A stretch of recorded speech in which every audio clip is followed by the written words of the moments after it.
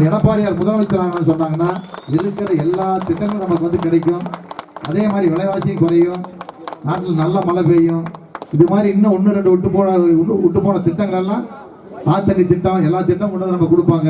அதனால மக்கள் நிம்மதியாக அமைதியாக வாழ. சட்ட ஒழுங்கு எடப்பாடியார் பதவி ஏற்றால் சொன்னால எந்த தடவடி நாட்டில் இருக்க மாட்டான்.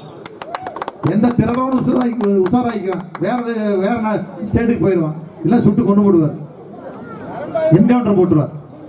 இந்த மாதிரி கற்பழிப்பு குழந்தை 3 வயசு குழந்தை கற்பழிச்சா தெரிஞ்சுன்னா அடுத்த நாள் காலையில் அவனுக்கு உயிர் இருக்காது.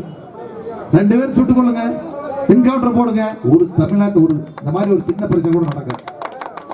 அதனால அவங்க வர்றான்னு அவர் முதலமைச்சர் ஆனான்னு சொன்னா அடுத்த நாள் காலையில் தமிழ்நாடு ஒரு அமைதி பூங்காவாகி அமைதியா இருக்கும், எந்த பிரச்சனையும் இருக்காது. அதனால நினைச்சு பாருங்க, இன்னும் மீண்டும் நல்லது ஒரு ஆட்சி அண்ணன் எடப்பாடியார் அமைப்பதற்காக நீங்கள் நல்ல ஆதரவு கொடுத்து மீண்டும் 2 அலைக்கு வாக்களித்து பெருவாரியான வாக்கு வித்தியாசத்தில் மீண்டும் அண்ணன் எடப்பாடியார் அவர்களை முதலமைச்சராக அன்போடு கேட்டு